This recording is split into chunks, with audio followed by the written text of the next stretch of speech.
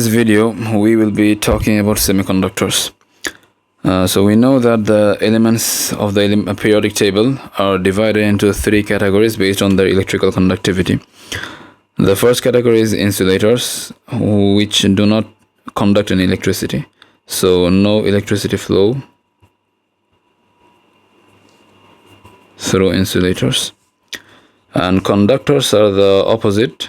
They allow electricity to flow and they have very low resistance. So electricity flows, low resistance. While insulators on the opposite hand had high resistance, very high resistance. Semiconductors are in the middle. They can either conduct or not conduct electricity. So may conduct or not conduct. Their conductivity depends on two factors. One is purity or impurity, and the other factor is temperature.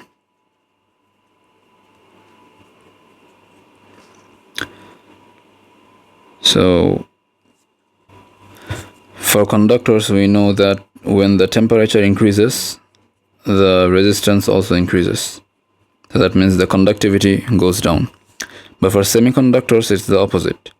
When temperature increases, its resistance actually goes down. And this means the conductivity of semiconductors increases. So that's one way to increase the conductivity of semiconductors. The other way is through their purity or impurity. In pure state, semiconductors do not conduct electricity. In pure state,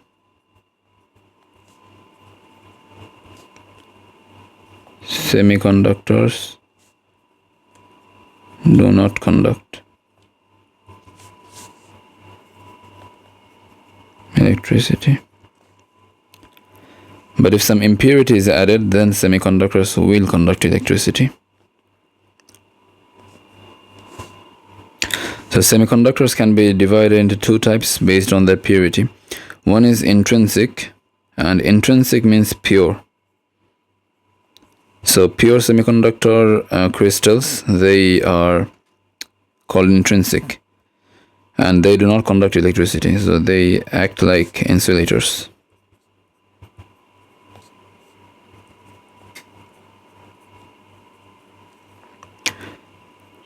But if the semiconductor crystal is made impure by adding some other element, then they conduct electricity, and it's called intrinsic. So intrinsic means impure.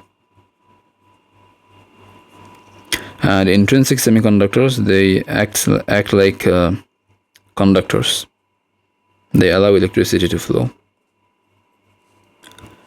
To understand why this is the case, we will have to look into the semiconductor crystal. One example we can use is silicon, which is the most commonly used semiconductor in electronics.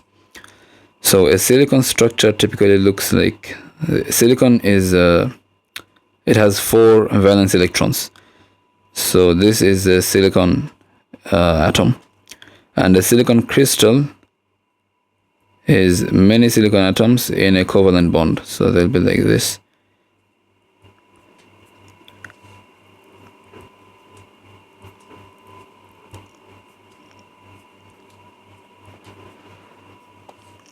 Okay, now each of these things, this is a covalent bond.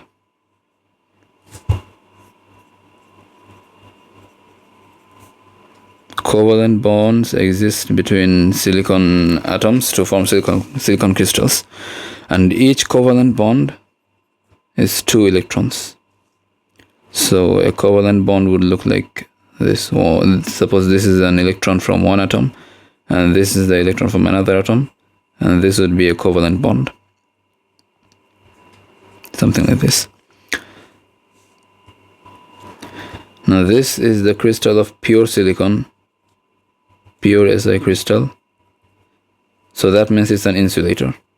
No conducting of, does not conduct electricity. So acts like an insulator. But if we introduce some impurity, some other element inside this crystal, then what happens? Suppose we take an element of which has 3 valence electrons. So let's say boron. Structure will be like this: 3 valence electrons, or maybe here. Yeah. Now let's put this inside this.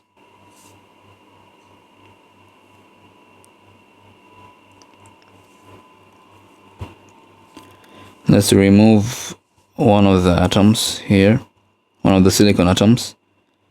Okay. And let's put the boron atom in here. Now what would happen? This silicon atom obviously has its electron. This one has its electron. This one has its electron. So now see, boron has 3 electrons, right? So 3 electrons are occupied in 3 covalent bonds. Here is 1, 1, 2, 3. But what would happen if we have other silicon atoms here?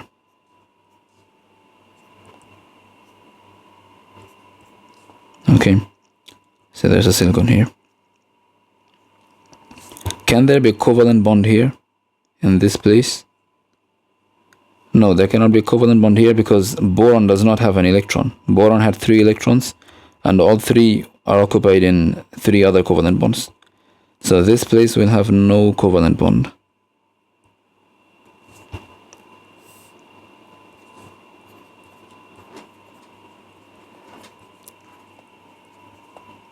Remember, the covalent bond was like this. There will be 2 electrons from 2 atoms.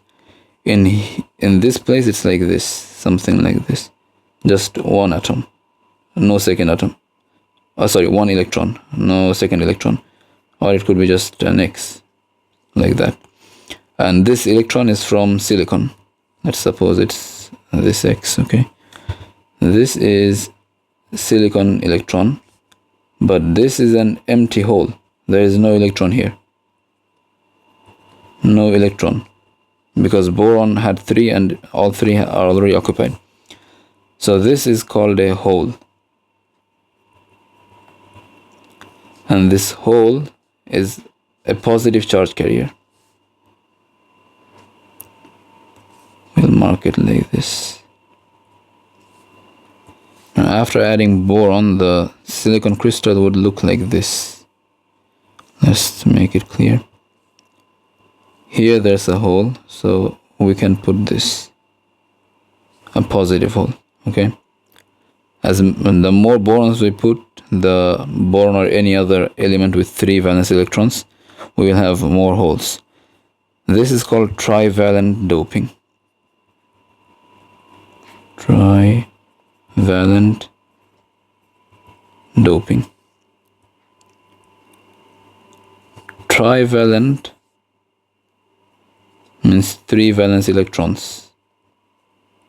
So any element with 3 valence electrons like boron or aluminium or anything like that can be used for trivalent doping. And doping, this word means introducing an impurity.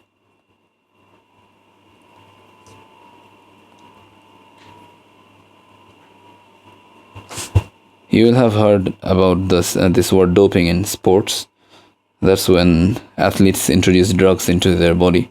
So this is similar, introducing something that is foreign. This trivalent doping is one way of increasing the conductivity of semiconductors by introducing an impurity. Another way is pentavalent doping, where an element of 5 valence electrons is introduced inside the silicon crystal. We have the silicon crystal here again. Now let's bring an element with 5 valence electrons. Let's say phosphorus, which is most commonly used.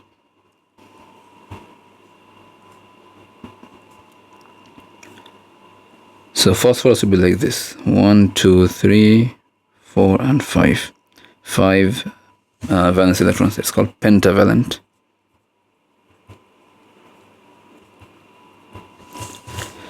Now what happens if we introduce this pentavalent atom inside the silicon crystal?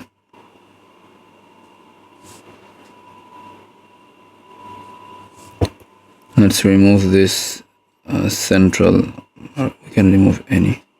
Let's remove this silicon atom. Okay, and let's put the pentavalent. Let's use another color. So pentavalent phosphorus. Now what do we have here? We have 1, 2, 3. So that's 3 electrons from the phosphorus atom taken away already into covalent bonds. So we will have 1 here, and let's say we have more phosphorus, more silicon, to make it clear.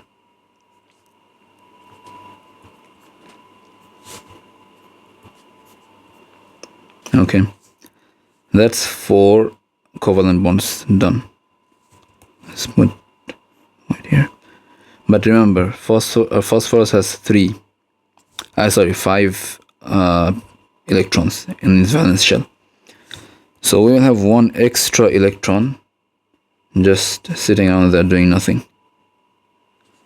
Now this extra electron will increase the conductivity of the silicon crystal, of the semiconductor. So, and this is called pentavalent doping. So right here, pentavalent doping. Again, penta means 5 electrons in the valence shell, and doping means introducing impurity. Here we will have an electron like that. So now we have a semiconductor. We have semiconductors of 2 types, intrinsic and extrinsic, that is based on their purity.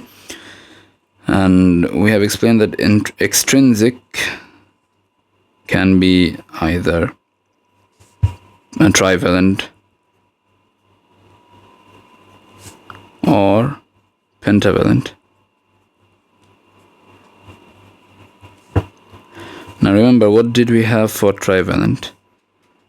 We had an extra hole. I'll write it in red. Extra hole like that. Okay. Hole. And for pentavalent, we had extra electron.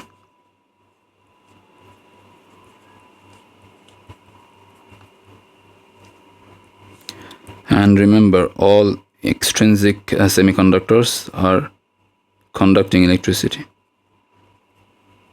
Conducts electricity. Now this trivalent semiconductors with the extra holes, they have a name. They are called p-type semiconductors. And the pentavalent ones with the extra electrons, they are called n-type semiconductor. It's easy to remember. N stands for negative, and we know electrons are negative. So the ones with electrons will be n-type. And hole can be defined as positive, because since there is no electron, and electron is negative, so if there is no electron, we can say it's positive hole. So positive p-type. And the majority charge carriers, that is the component that allows electricity to flow, in p-type it's the holes. So majority charge carriers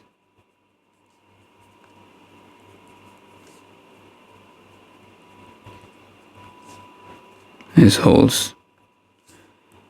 And for the n-type, the majority charge carriers is opposite, which is the electrons. Now let's draw the structure of a p-type and n-type semiconductor. So p-type will be something like this.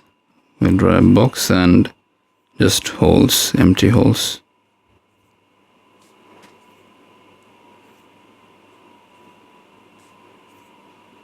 That's a p-type. And for n-type, we'll again draw a box, but fill it up with electrons. Or we can just write in minus signs there.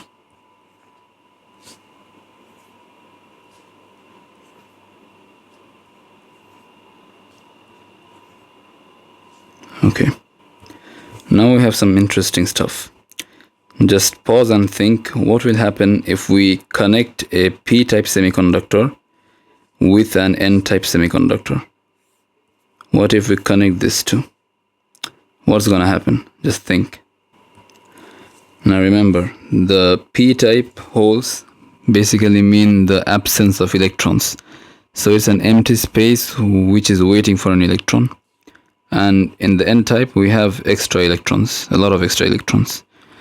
So if we connect them together, what's going to happen is the electrons are going to rush to the p-type. The extra electrons from n-type are going to rush towards the p-type to fill up the holes. And this joining of a p-type and n-type is called a p-n junction.